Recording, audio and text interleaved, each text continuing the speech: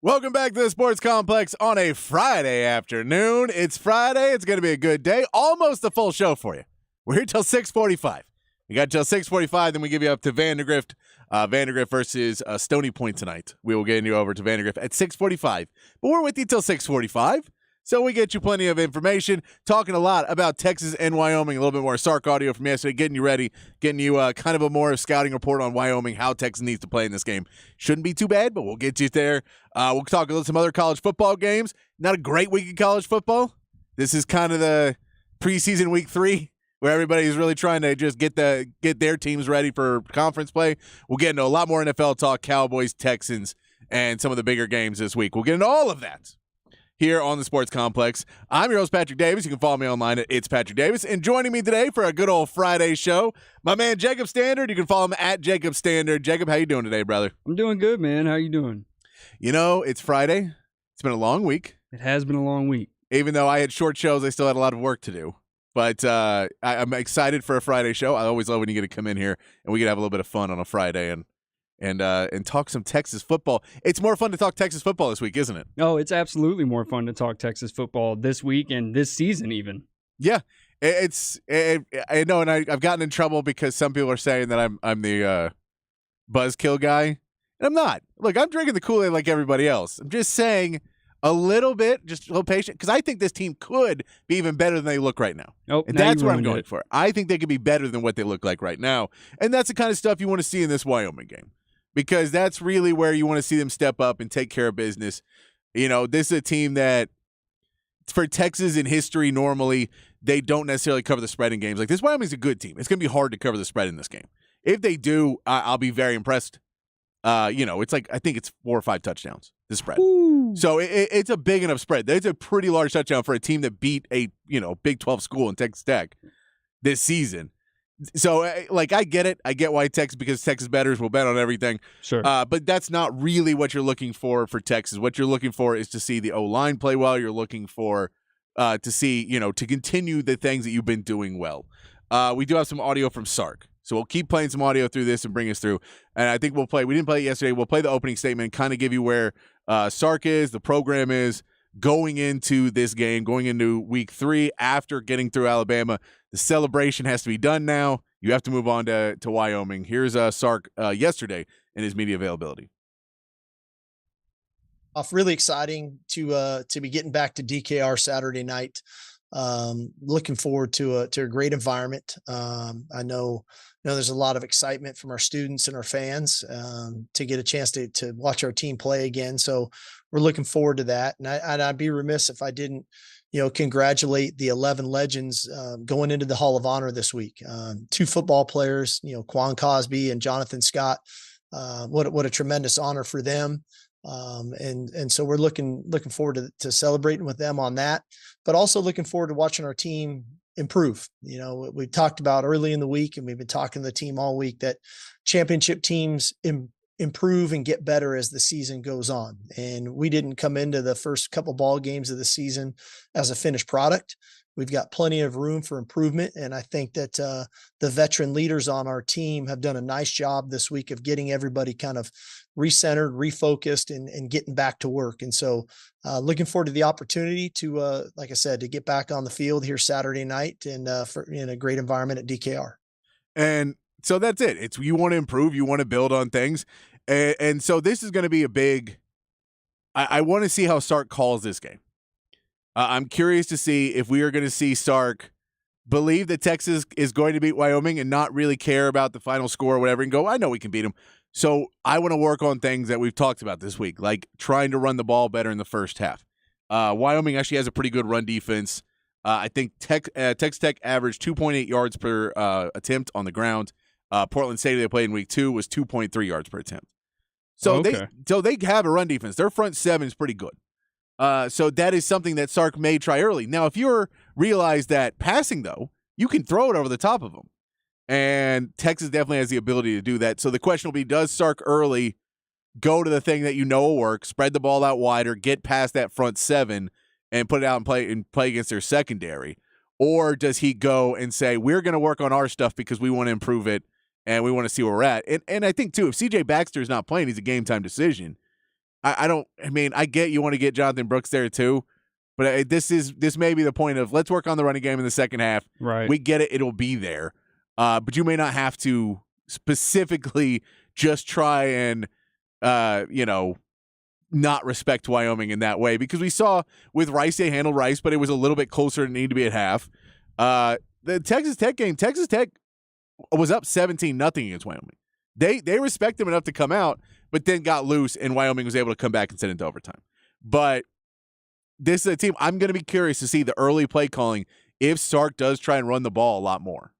Yeah, no, I think you'll see it early. Yeah, but I also think it could be beneficial that I know they connected on the deep ball to Worthy in the Alabama game, and everyone praised it. The deep ball is back, but I think it could be very beneficial against a team you can probably get behind to connect on a few of those and get the confidence in that ball just that much further along. Yeah, and I mean, and also you don't even have to throw all deep balls. You can throw those passes that Xavier Worthy dropped and JT Sanders dropped. Yeah, and, the little and quick Mitchell out dropped. move. Yeah, But just things that are 10 yards downfield. right. Those passes that are 10 yards downfield, you're going to get past. If it's 10 yards and outside, you're probably not playing against a linebacker. And especially if you run a play action against this team, I feel like Wyoming's going to bite pretty hard on play actions because it goes to their strength. Right. So if you go into those kind of plays, you can probably get the ball outside and get some easy passes and get some rhythm for Quinn Ewers, get him feeling good. And then you can go to those deep balls, and then that's the one where you kind of pull away at the end of the first half in the second half, where you can do whatever you want. And then once you get those deep balls, you can start running the ball. Looking at Wyoming, here's Sark talking about Wyoming and his kind of easy, quick scouting report for Wyoming. I think, first of all, as you guys have heard me say before, I think teams ultimately take on the personality of their head coach. And Coach Bowl has been doing it a long time, and he's been doing it at a high level at multiple places. He's always been really successful. His teams have always been gritty, hard-nosed, and tough. They play a physical brand of football, and this team is no different. They love to run the football. They love to do it a variety of ways with the personnel groupings, the shifts, the motions, to come downhill at you. And then they utilize the play action pass, and they utilize the quarterback legs to take advantage of that. I think defensively, it's a really veteran group. This is a very smart defense. As much as they are tough and hard-nosed, they're very intelligent in the way they go about their business. They've got a really good pressure package, especially on third down and in the red area that they execute really well. They do a good job defending the run. I don't think that they have given up 100 yards yet in the season, stopping the run. And then they have confidence in their DBs to cover people. So ultimately, again, I think all those things are kind of a byproduct of who the head coach is. And if you can go back through Coach Bowles' career, all his teams historically have played that way. And this team's really no different than that. So he touched on a lot of things you're going to go into. They're going to try and run the ball. That's kind of their identity. They have Andrew Peasley's their quarterback. He's a 6-year QB. So he is a guy that has been around, played for Utah State before he went to Wyoming. He's a good player. He's going to know what he does, but he's not necessarily the greatest downfield passer. They don't necessarily have, one of their better wide receivers, Isaiah Neyor, is now playing for Texas. Ooh. So, you don't necessarily have all the weapons. They're going to try and run the ball on Texas a lot. The question is, can that front line? So defensively for Texas, this is, can you stop Wyoming and get away and not even let them? The defense has played really well. Defense played really well against Rice. Defense played really well against Alabama. They let a couple things slip in Alabama. Early on, the run defense was a little loose for Texas. They shorted up pretty quickly. Yeah. But you're going to have to be able to figure out that run defense, and I want to see how that run defense does for Texas against this Wyoming team, because that's what they're going to be trying to do. And now they may break tendency because it is a big game for them, but this team seems they're just tough and hard-nosed, and it's not a thing so much as we're going to call this trick play and we're going to break tendency and go out and and try and beat you with some flares and stuff. We know what we do, and we're just going to run it at you, and we hope that we're tougher than you and we'll just walk you down, and we'll go. If you can stop that for Texas, that is where you get a little bit more confidence going into the Big 12 schedule. Yeah, no doubt. I think that's all great, and it's good coach speak from Sark too. Respect your opponent. Yeah. Don't take the Colorado State route. But I think the bigger question you should look at is, can Texas look like the clearly dominant team? Like, Yeah. if you're going to be a 4-touchdown favorite, let's go out there and win by 4 touchdowns. Like, let's go look clearly dominant than this Wyoming team, no matter what they're running. Exactly. And that's the you could say, let's run our head into a brick wall and, try and run all this fancy defense and not try and just stop the run and try and, pressure the quarterback more. But they're just going to run. If the more you try and pressure the quarterback, the more they're going to run. So you maybe, don't blitz as much and just kind of really try and stop that run game. And on the other side of the ball, you just have to throw the ball. I know that's contrary to everything we've said for years to Sark, is just throw the ball. But there's a team that, especially if CJ Baxter plays, then you'll be able to get him a few reps in there. But if you say it's Jonathan Brooks, Jaden Bluth, they're both good players, but you're not necessarily, you're kind of running into their strength. Yeah. So you may want to wait a little bit on that one and open everything up, have them have to push back the linebackers. And then when you just go RO line versus their D line, we should be able to handle enough to get 4 or 5 yards of carry. And so I think it's going to be that chess game that we'll see. And I think one of the big things, too, I've noticed, or you look at statistically for Wyoming, is they're not a great third down team. They're not terrible, but they're not a great third down team. They really try and get enough yardage and first and second down to kind of get there quick. And if they don't, they stall out a lot. Okay. So a lot of their drives that get to third down stall out. So I think if you're looking at what you want to do at Texas is don't allow that big first down. If you can stop them on that early down, if you can stop them on first down and either it's an incompletion or it's a yard gain or something like that and put them into a second and long and knock them off schedule, then that's a real easy way to get them to kind of peter out because they're very much built on being on schedule. And, in the Tech game later on in that game, they got a bit more aggressive because they had to be because they were down. And that's where they started to go for it more on third down and try and throw, get some bigger chunk plays. They went for it on a fourth down and got it. So there's some things they've done to not always have that tendency, but I think early on in this game, in the first half, where you're trying to build that lead against them, that you should be able to hopefully keep that Texas Tech didn't, that you're able to say, look, if we stop them on first down, we've knocked them off schedule. Now they're trying to figure out, can they run the ball again on second and 9, second and 10? Because now if they go that and it's 3rd and 6, well, they're screwed. Yeah, well, that should be a priority of Texas's defense in the first place, no matter the opponent. With a D-line like that, you want to get people behind the chains on third down and just let those dudes go to work.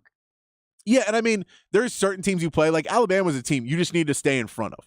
Yeah. So it was, you could give them 2 or 3 yards at points as long as you didn't allow Milton to get around you and get to the outside. Which they did a couple times. Which they did. And so you want to stay in front of those. This isn't that team. You're going to be faster than this team. You're going to have other guys around. You'll be able to have a party at the football with this team on the defense. It's more the question of, can you get big stops on first, second down in drives pretty quickly? Because those first, second down stops can really help you in drives. And again, you ideally like to do that on everybody, but we know if you play, and Texas Tech is another example, Texas Tech's going for it on a lot of fourth downs. We know they are. So you could say, well, we stopped them for 3 yards. We stopped them for 3 yards. We stopped them for 3 yards. Well, they got 3 yards. They get a first down. Yeah. And that kind of theory, when you have a team that is going to be just steadfast, we're going for it on fourth down, it's a different philosophy than a team that's on 3rd and 6, that either tries to throw something that doesn't complete a lot of passes out of it, doesn't necessarily pick up that 3rd and 6 very well.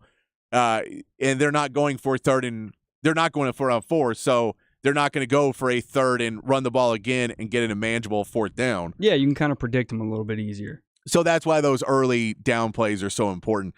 It is, you said it, respect for Wyoming.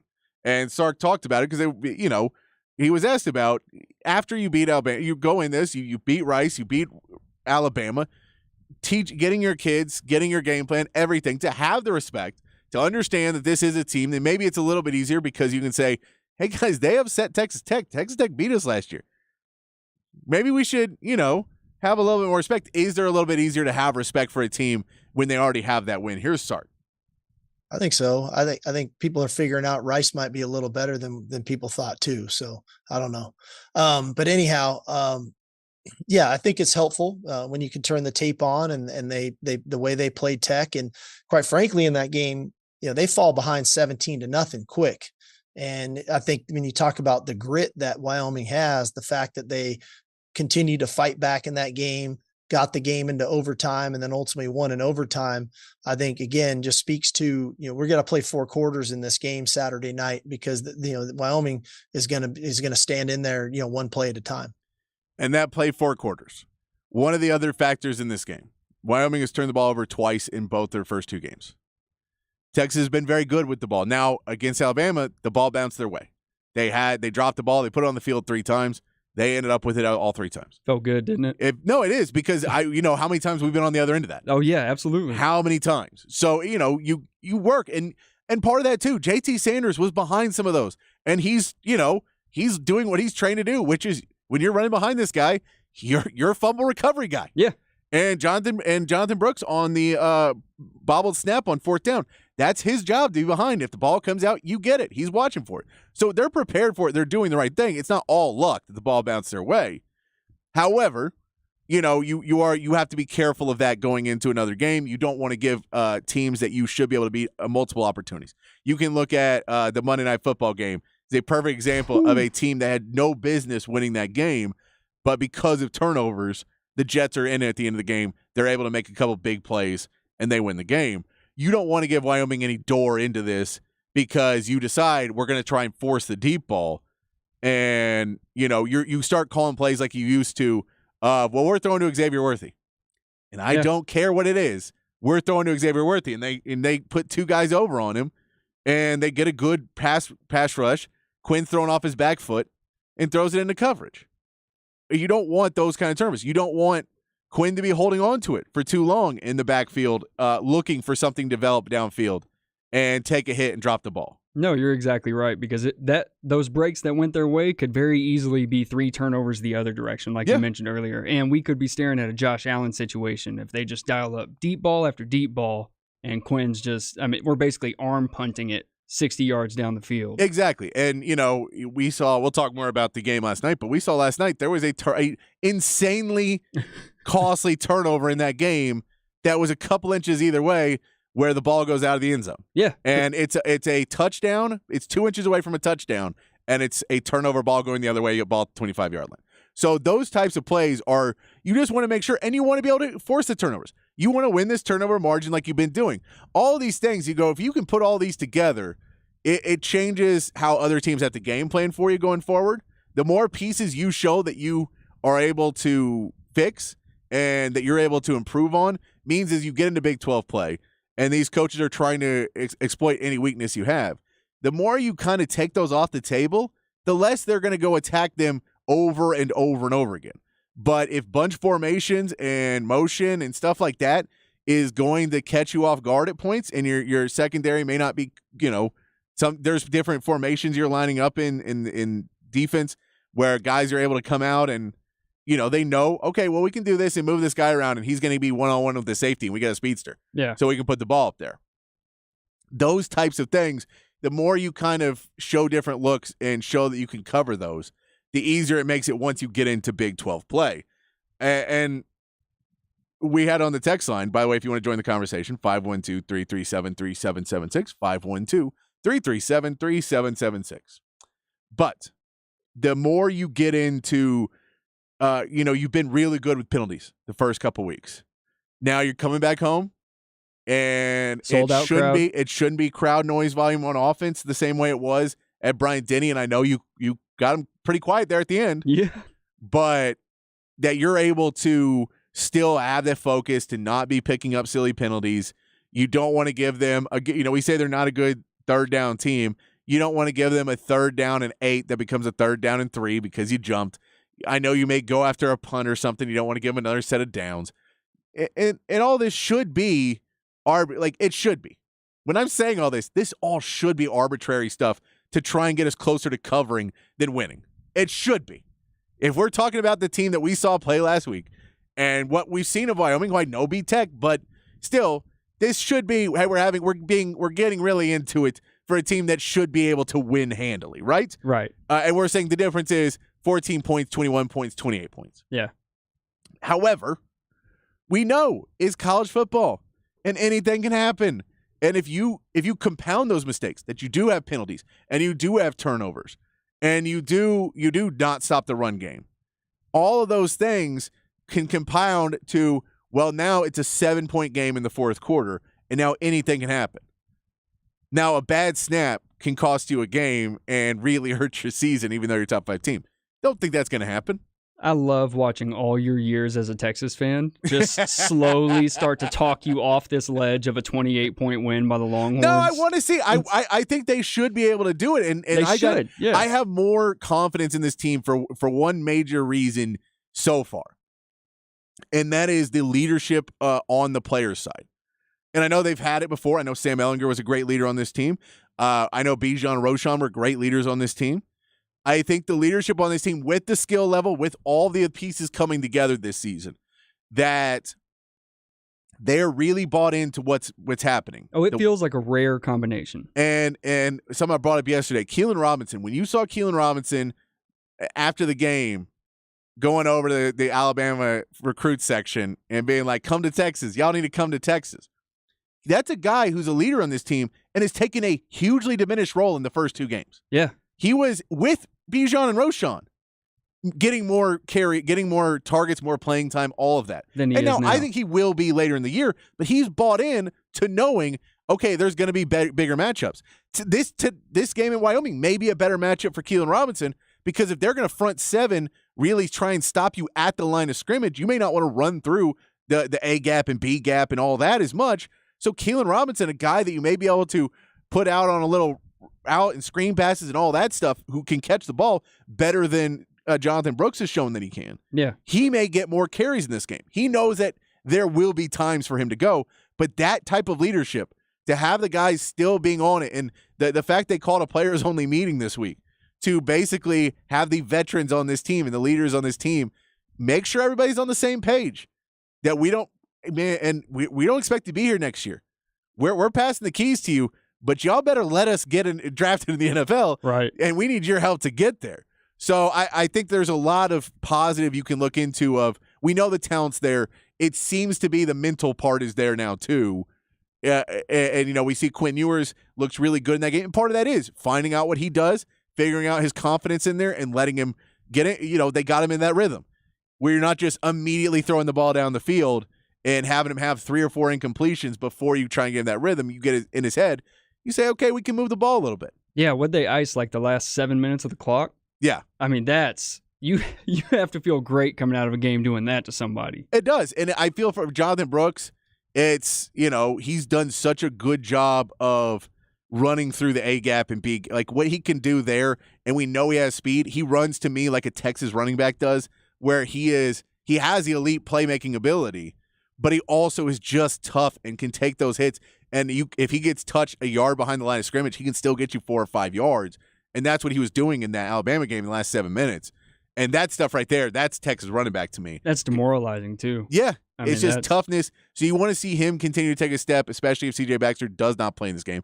I'm assuming Baxter, if he does play, will probably not play a ton. No. Because, again, you're hoping that if he does play, then, you've got things figured out a little bit more. Yeah. And you've got the lead. And why would you put a guy who's hurt, in more risk before you get to Big 12 play? It's a long season. If there's even a question mark, like if you're expected to win by 28 points, let's go ahead and save them. Yeah, and so we know this Texas offense, even if they don't have a great game, is going to be able to put up some points on Wyoming. We know that they're going to be able to put up some points. Whether it's 50 or whether it's 25, they're going to put up some.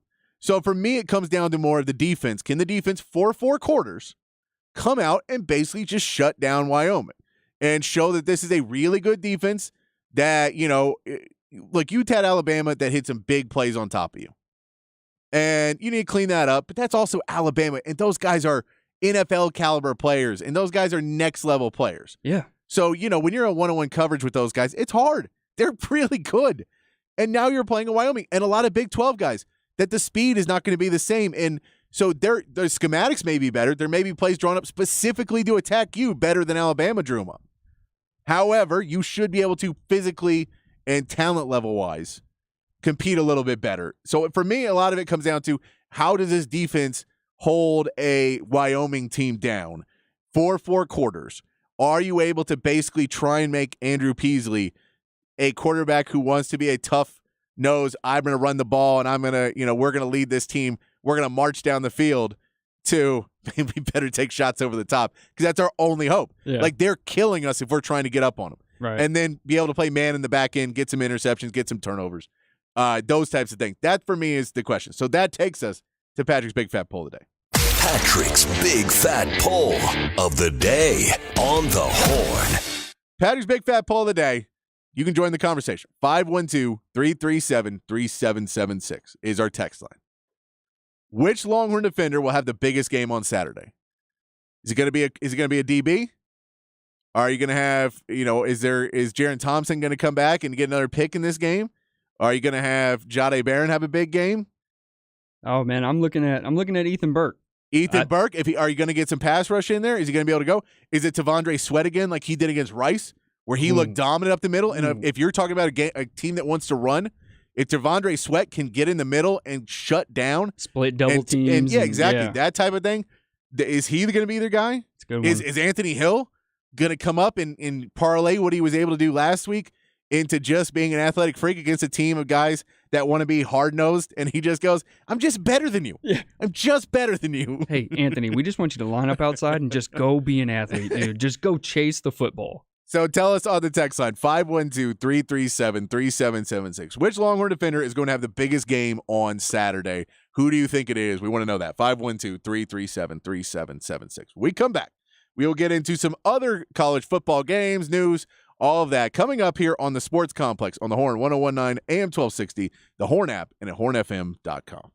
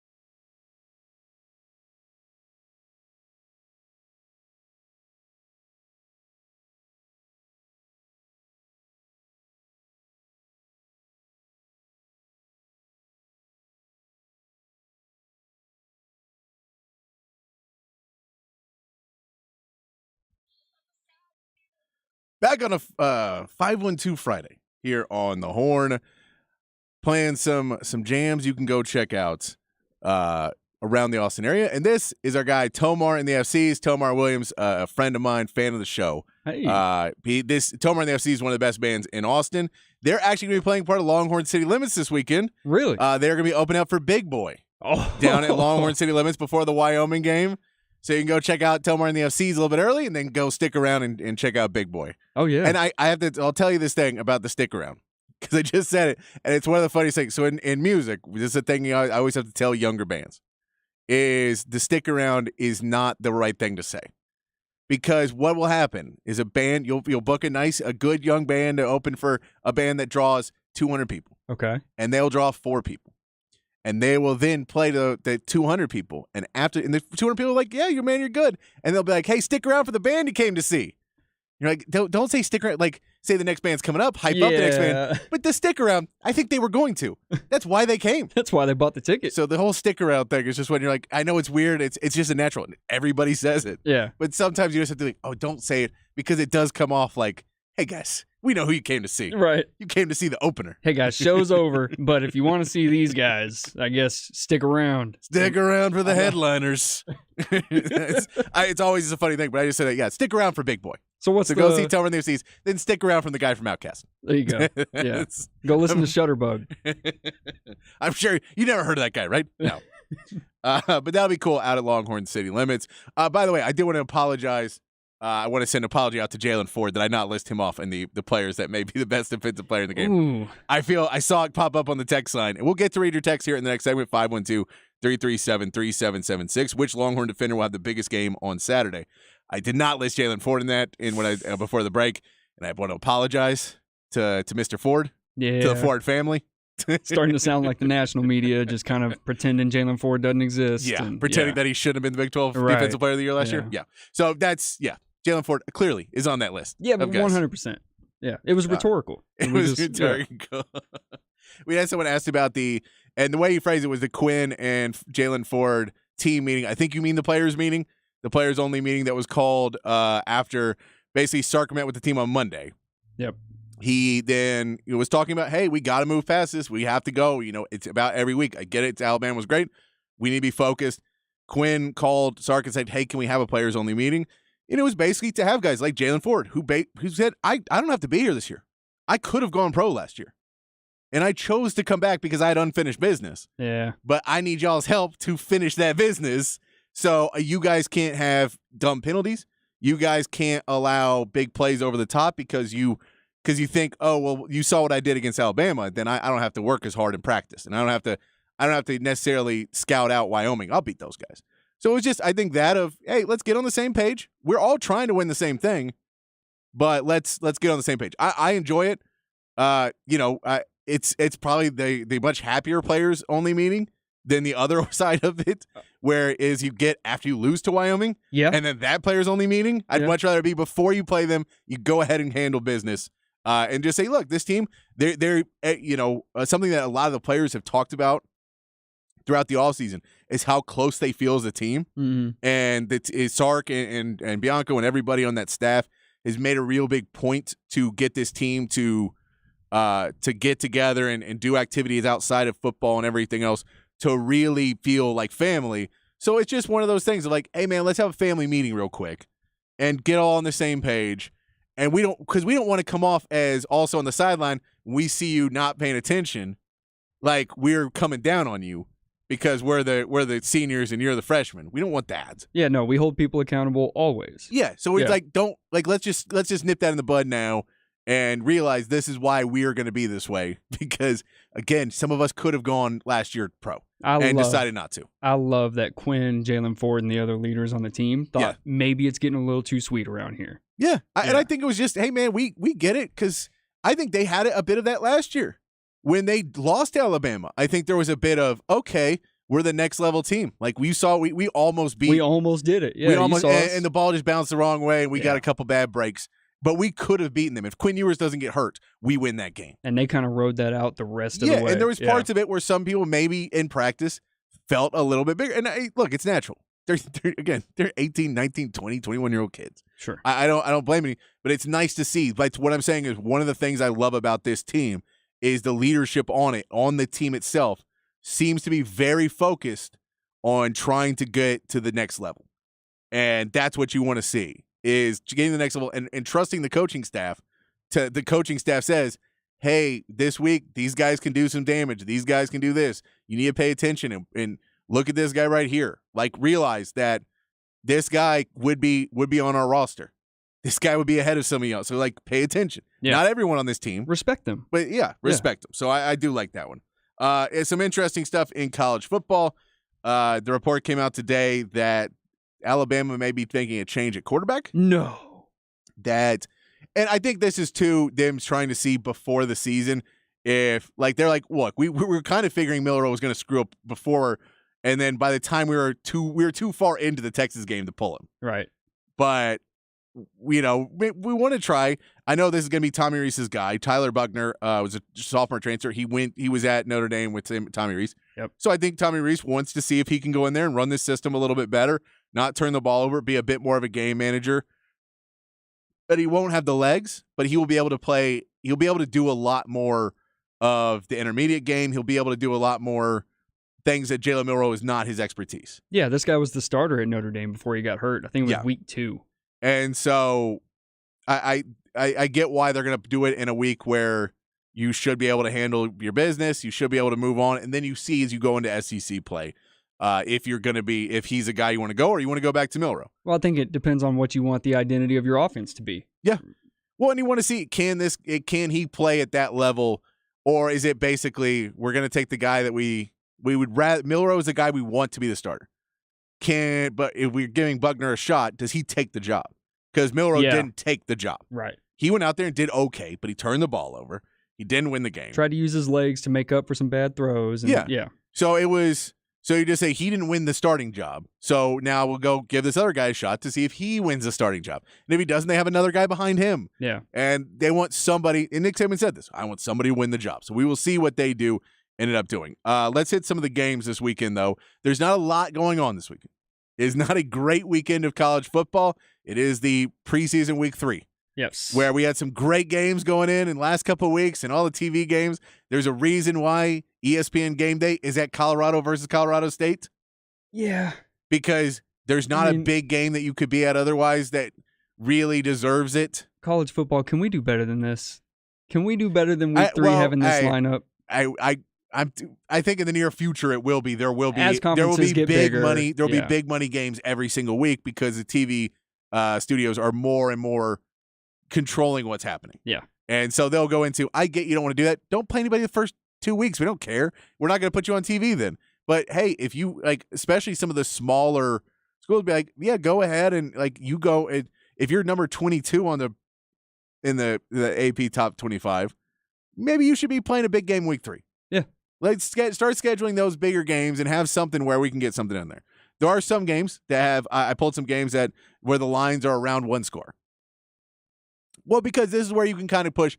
If a line gets to, like the game last night, Miami was a 53-point favorite. Oh, my over Bethune goodness. Cook. They did not cover, by the way. I believe it was 48-7, I think was so the final. Many points. Yeah. 53 is an insane amount of points. And they got close. They were up 48-0.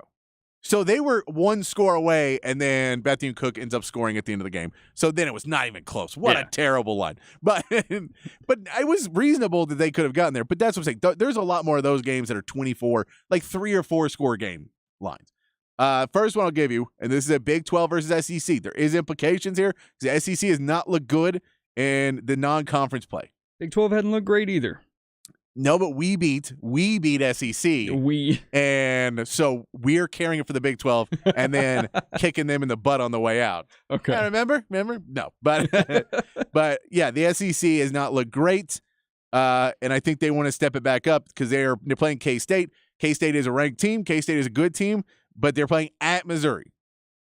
That Missouri crowd is going to get up for this game. Kansas State is a 4-point favorite, which we should tell you because I think talent-wise, if this game's at K-State, they're probably a 2-score favorite. Ooh, I think probably. It swings it pretty far that they don't necessarily have the faith of K-State on the road. They don't necessarily have the faith of Will Howard on the road. They don't have the faith of a lot of things on the road for K-State.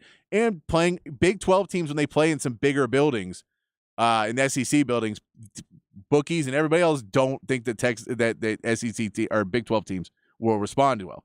And this is K-State's first test. They didn't play anybody in the first 2 weeks. No, they didn't. And they also beat this team 40-12 last year. Yeah. So They could. I think this one is going to be a game that'll be somewhat close in the first half. And then in the second half, K-State's talent. And, the same thing where you see in a lot of games. When you go and the crowd gets a little bit more tired in the second half, and you come out of halftime, and then if you're able to kind of take momentum out of the half, the crowd may never get back into it. Yeah. Like, it's hard to get a crowd back into it without a big play or, a turnover or something where everybody's, oh, we're back in it. But if you're down 7 and then K-State makes it 14 and then all of a sudden it's 17 or 21, you're starting to plan activities after the game. The sun's starting to feel a little bit hotter on you out there in the stadium. So I think that K-State rallies in the second half and handles it. I know a lot of people are picking Missouri in this game, though.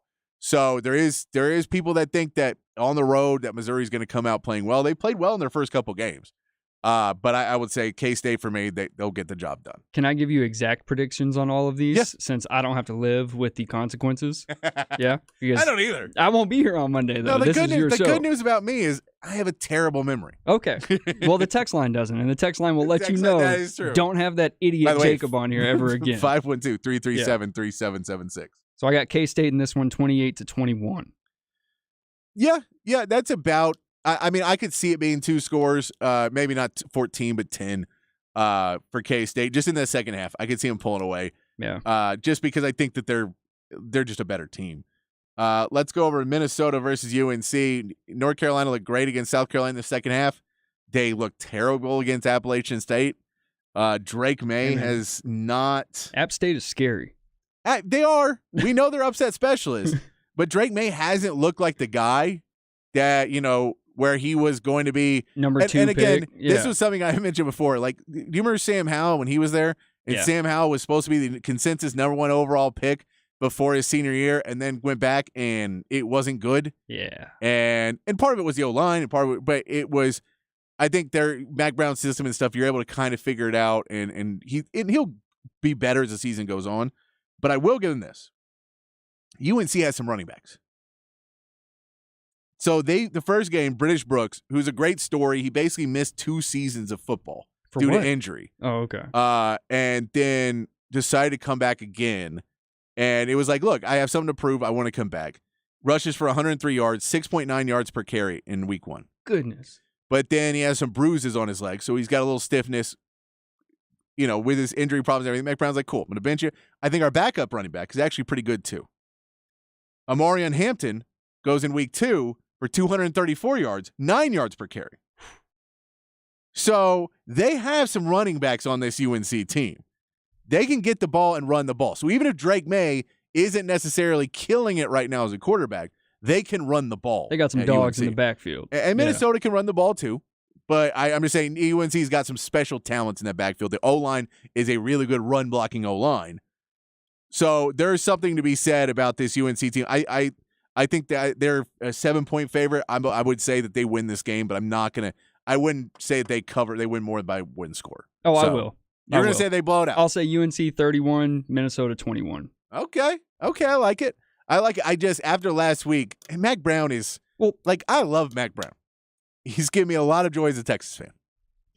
But there's something about that guy, especially at UNC, where every time I try and defend him and be like, Mac Brown, no, look, he's doing great. He will come out and, while I'm trying to show someone the game, make me look like the biggest idiot in the world. Well, it's because he knows. Yeah, he knows. He's aware. So I'm just going to not talk good about him, and then hopefully it works out. I'm going to do reverse psychology on Mac Brown in the world that I somehow affect things. Yeah, there you go. There you go. Well, the over-under is set at 51, so that's why I went 31-21. It is, yes. It is 51, and I think that'll be – I think they'll hit it because I think they'll hit the over, but it'll be close. Tennessee at Florida. Tennessee is a 5.5-point favorite. This one I get, look, Milton, the quarterback for Tennessee, is having his issues at quarterback. The stat is he is 2 of 11 on passes over 15 yards. What's wrong with that? 2 of 11 over 15 Oh, yards. 2 of 11. 2 of 11. Okay. Yeah. That means 9 of those. No, that's not a great number. Were not complete.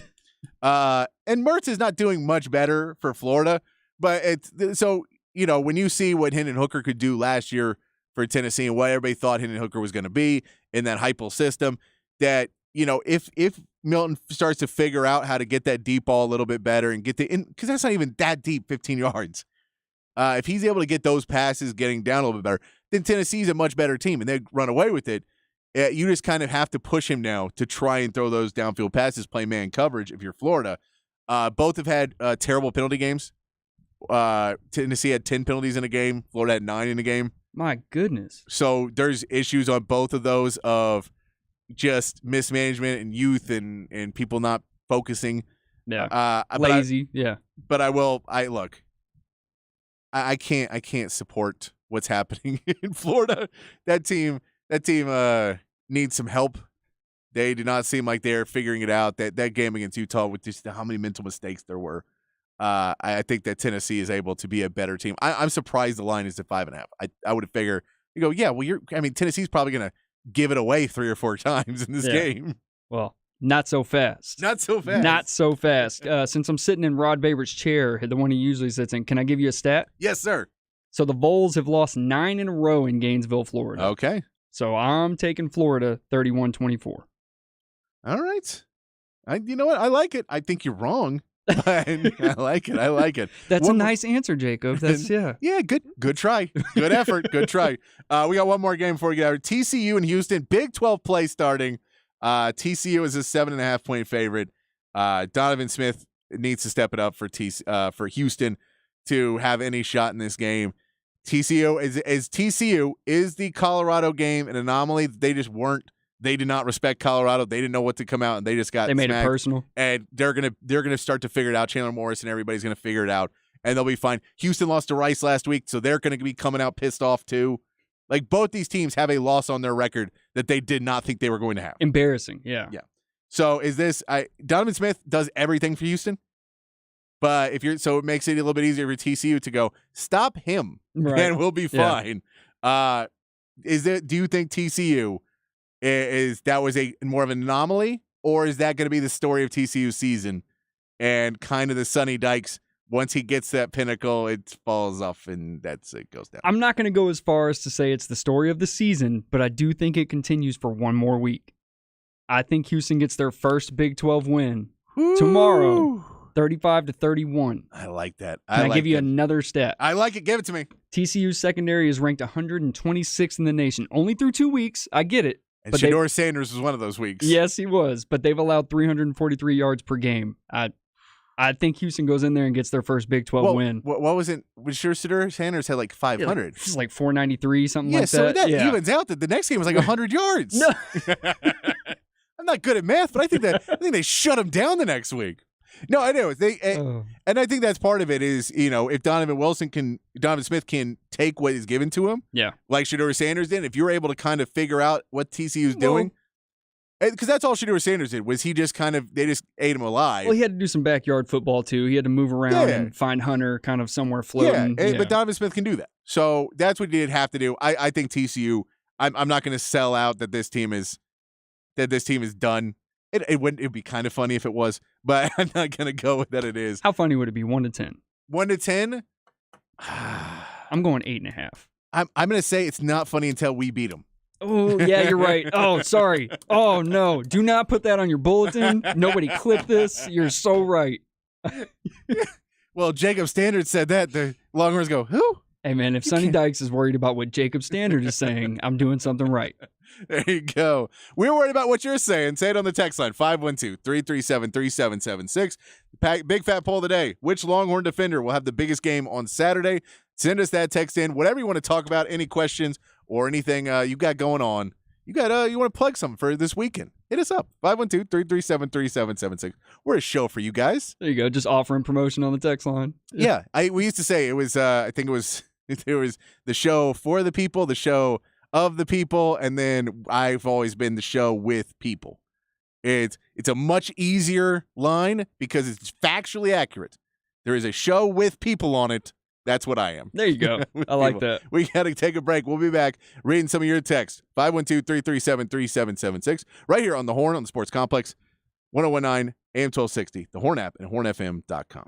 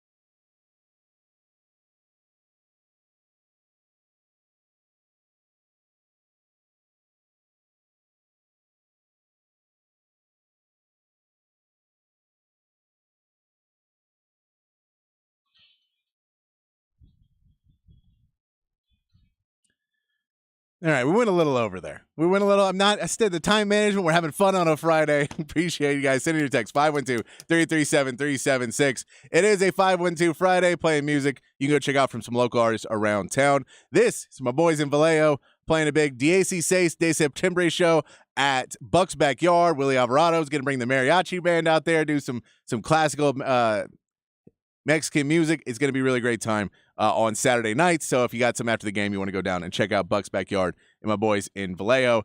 Appreciate the text coming in. We're asking you what defensive player is going to be the star of the game for Texas this Saturday. Send those in. We've got a lot of Tavondre Sweats in there. Yeah, a lot of quite a few lot of of people those. going for that. Also, send in your predictions. We'll read some of those off too. I see some of those in there. Predictions. Feeling pretty good about Texas. There's some excited Texas There's fans some out people there. drinking that Some- Kool-Aid. I'm some with really you. big Texas fans. I'm Yeah. with you guys. I'm going to drink some Kool-Aid too. I'm going to drink some Kool-Aid in the break. Give We him got about 5 minutes. He'll talk himself right back off of it. I know that Kool-Aid goes just that too much sugar makes you thirsty again. Yeah. We gotta hit one more break real quick. We'll come back. We'll get back into it, and then we're here till 6:45. Then giving you up to Vandergrift for Vandergrift versus Stony Point. We'll do one more. We'll get into some NFL. We'll read some more of your text. Do all that. Coming back here on the Sports Complex on 101.9 AM 1260, the Horn app, and hornfm.com.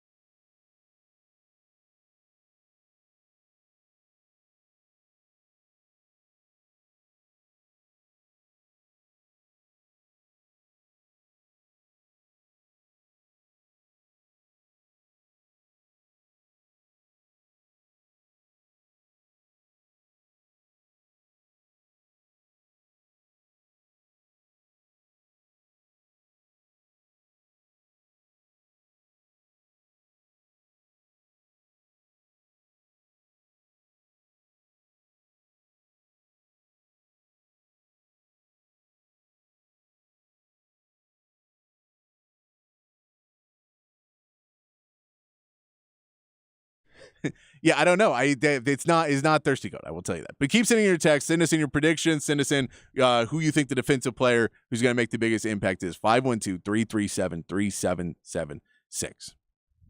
We'll get to some NFL though, because it is Friday. So we've been talking Saturday. If I get to my notes, we will get to Sunday. And let's start off with the Cowboys. Oh, you have notes? I do have notes. Oh, okay. You know when you get older, you don't remember anything anymore?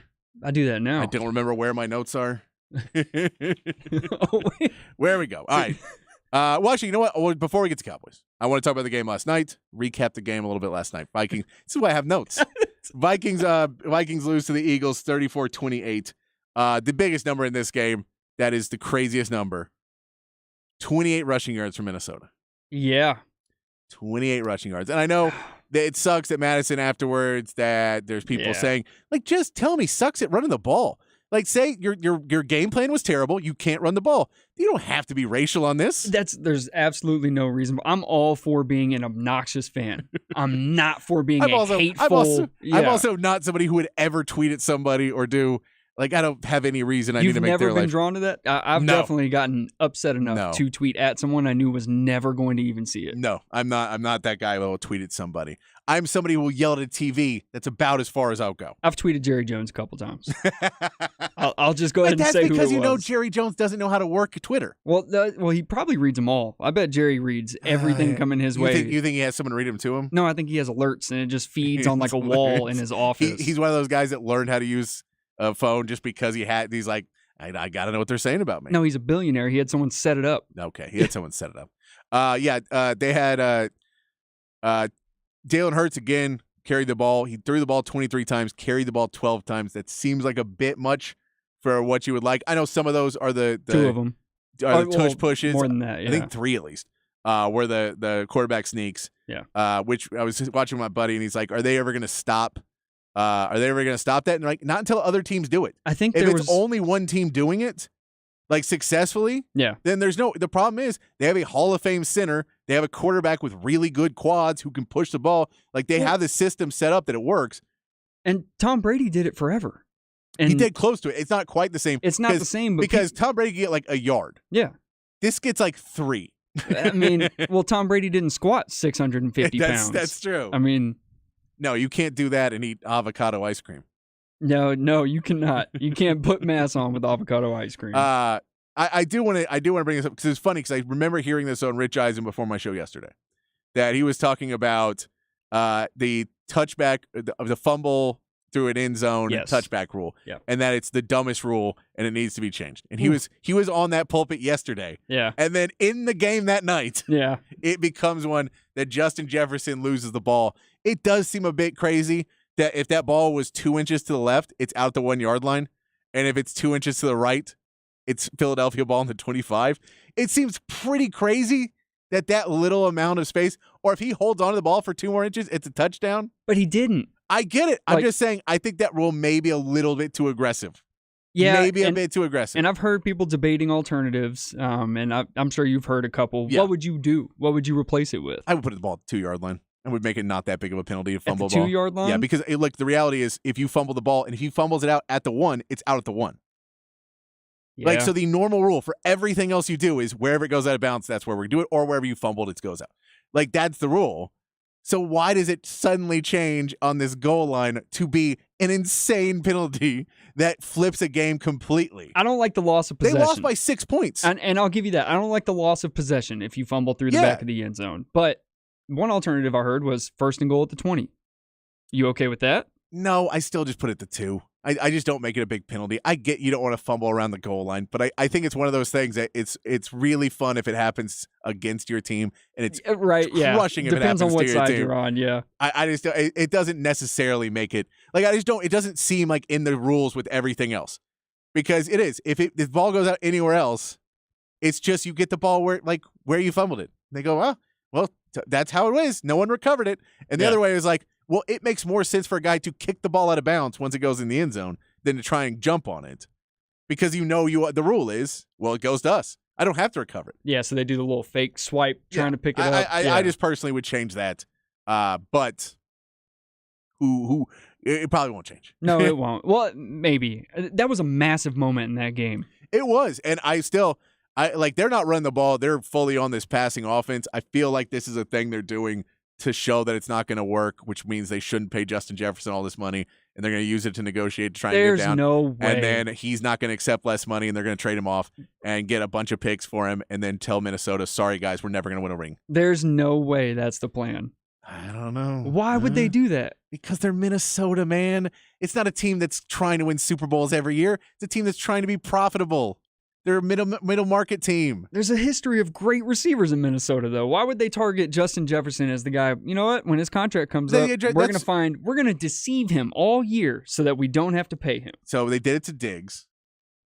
Oh. They did, and now Diggs is perpetually unhappy. Yeah, okay. He is perpetually unhappy. I get it. But they did it to Diggs, where his contract's coming up, and they're like, we're not paying you that much money. And Justin Jefferson is going to be the highest paid wide receiver in football. No doubt. So you're going to pay the tight end. You're going to be one of the top tight ends. You're going to pay Justin Jefferson one of the top wide receivers. And if Jordan Addison's any good, then you've got another guy lining up in 2 years that is going to want another massive paycheck. And are you going to keep paying Kirk Cousins? No. At what point is this plan that you're paying all pass catchers? You ran the ball for 28 yards. And you're losing games now because you all won all these one-score games. At what point do you give it up? Yeah, no, I hear that. I find it very hard to believe that they would set Justin Jefferson up all season. I don't think they're necessarily saying, because I think if they win, they're like, cool, we'll pay you. Like, it works. I think they're just putting it way too far in an experiment where instead of just being rational and trying to win games the right way, they're like, well, you think we got good receivers? Well, let's just pay all the receivers. I mean, to be fair, Madison did have, 2-3 fumbles? I get that because you got rid of Dalvin Cook for no reason. Madison did not give you any reason to believe he couldn't carry this offense last year when he filled in for Dalvin. Do you know they're one of the 2 teams in this league that figures that you don't need 2 running backs. Them and the Dallas Cowboys are the only teams too dumb to realize that you need more than 1 running back on your team. Easy. You need to have more than 1 running back. You do. It's the NFL. They're going to get hurt. They're going to have down games. You need to have change of pace. You just need to have it. I agree. I agree you should have a stable of running backs, and I'll get into why I think the Cowboys have that solved in a little bit when we get to that game. Oh, we yes. do. All right, you know what? Screw it. We're past it. We're going to the Cowboys. Okay.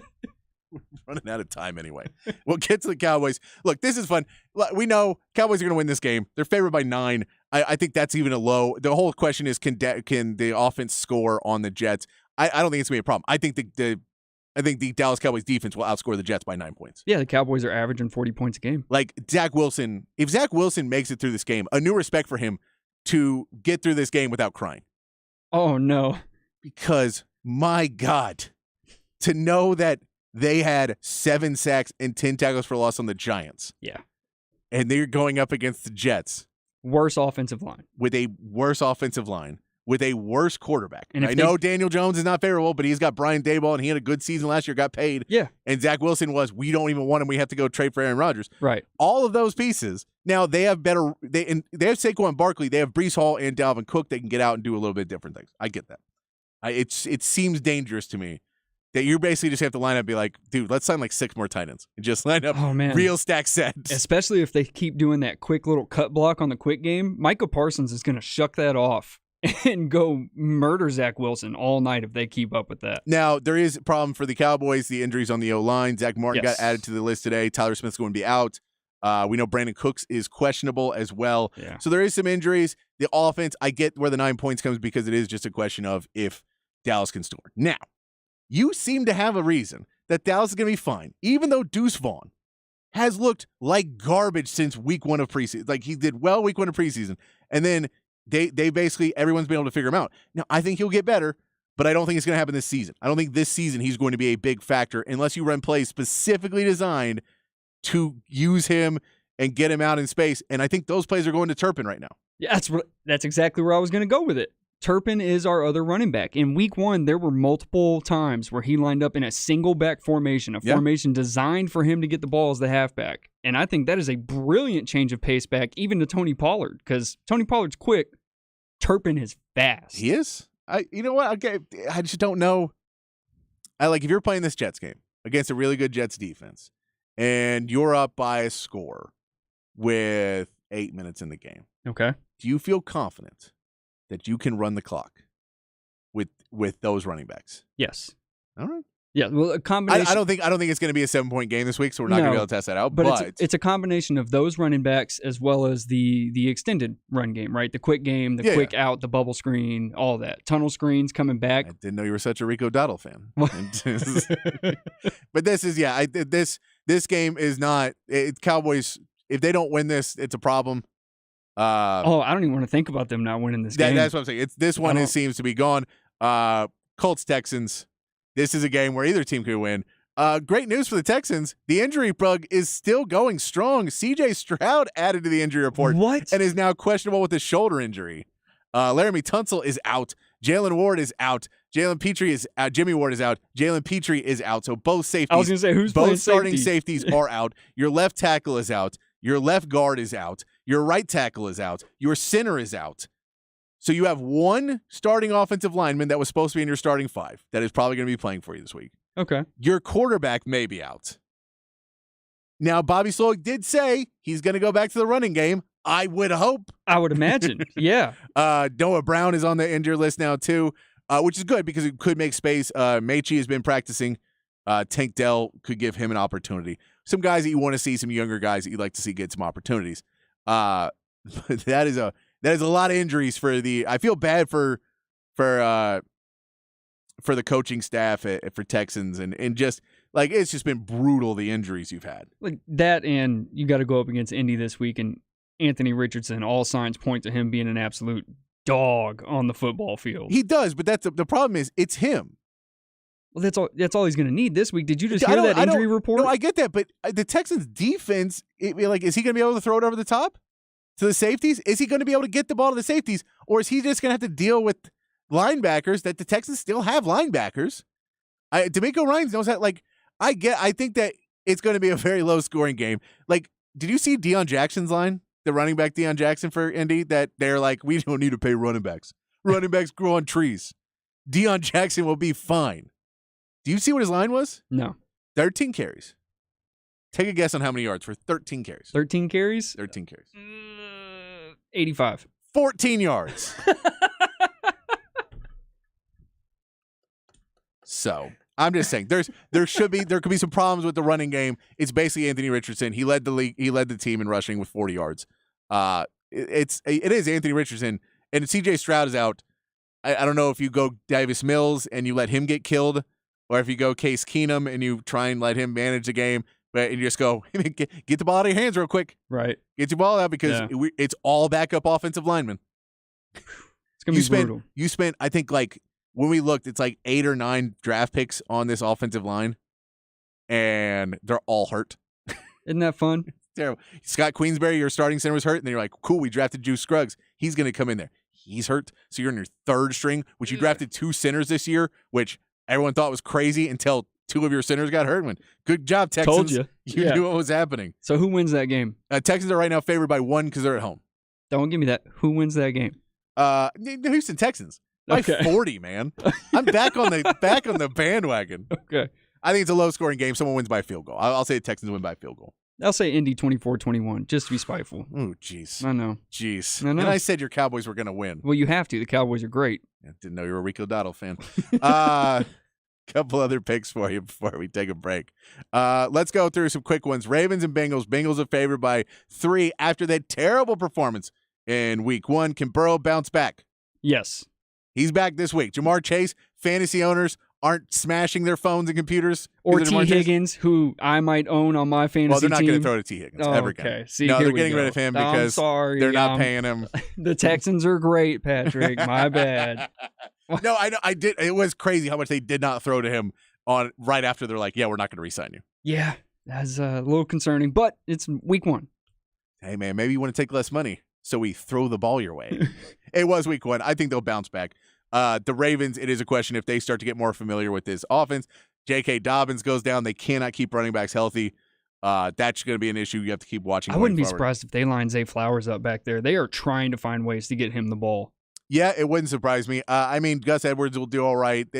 They'll have enough running back, but yeah, they could run some different formations, especially with Lamar Jackson. You can do a lot of different stuff. Chiefs, 3.5-point favorites at the Jaguars. Kelsey's back. So one person on this team can catch a football. So is Chris Jones. Chris Jones cannot catch a football, Well, no, but but he can hurt someone trying to throw a football. actually, I bet if you threw it to him in the red zone, I bet he comes down with it. I bet he would too. I'd take him over Kadarius Yeah. Toney at this point. Does this solve the Chiefs' problems? Do they do this, or can Jacksonville actually beat a winner? Does Jacksonville take a step forward this year? You've seen 15 play football, right? Just saying. Jacksonville's going to get embarrassed this weekend All right. because I Kansas City think- wants to show out. Yeah, I think Kansas City's going to come back, and Travis Kelce and Patrick Mahomes will have 7 touchdowns. I hope so. Just- I also own Kelsey on my fantasy team. 49ers 7-point favorites at the Rams. Rams looked better than they thought than anybody thought they were going to look last week. And McVay always has Shanahan's number. He does. Brock Purdy, does he hold up to the Rams pass rush, or did he say, "Oh my God," like Geno Smith? Rams by 3 points. It's interdivision, and McVay Woo! always has Shano's number. Always. Wow. I think still San Francisco wins. It's early in the season. I am worried for Brock Purdy and how fragile the quarterbacks have been. Oh, I'm not worried about anybody getting hurt. I mean, I don't think it's going to be that physical of a game ferociously. I just think You don't think that Aaron Donald's going to go in there? And I'm just saying, the history of 49ers quarterbacks, they seem to be made of glass. that is true. So I'm a little afraid that, you could burn through 2 of them in this game if Aaron Donald gets mad. Just saying. I have 49ers winning. I think that they'll be able to hold out enough in this game. Okay. One more I'm going to give you. Dolphins -3 at the Patriots. That's disrespectful. This is the thing. Dolphins -3, and I think, so there's a couple things. One, this is a blatant shot at Brandon Staley and Chargers to understand Brandon Staley should have been fired a year ago. Yes, it is. And when you saw that game, the fact that he was allowed to go to the locker room after the game and wasn't fired on the field Wow. is crazy. The fact that they just were destroying you, and at no point did he go, "You know what, we should change up our defense." Like, this isn't working. Nah, trust me. Guys, they'll figure it out. No, now we know what they're doing, so now our defense is going to work. Now we know what they're doing, so that man coverage is going to, my guy will just suddenly be better at football. No, we got a new guy out there. He's on Tyreek Hill. He's going to lock him up one-on-one. And that's more of the reason I say he's fired on the field is because he should have been fired a year ago. We knew he was a bad coach. At no point has Brandon Staley seemed like a good coach. Yeah, when they fumbled away the playoffs, that's So, and when you're like, hey, this defense, when you look at the players they have, it's a lot of good players. I don't get it. Oh, I like this text. 41-7, Wyoming opening drive TD, and then it's just onslaught of Texas, 41-7. I hope so. I'll be optimistic right here, kind of towards the end of these predictions. I'll be optimistic. I hope so. I hope it's 41-7. You hope it's 41-7. You're going in for it. Yeah, it's 125. I'll tell you, I can give my prediction tomorrow at the Mockingbird. Yes, you can. You can join us there. We got to take a break. When we come back, we will get into a little bit. We'll wrap the show up. We're wrapping the show up as we get into, we give it up to Vandergriff and Stony Point right here on the Sports Complex on the Horn 101.9 AM 1260, the Horn app, and hornfm.com.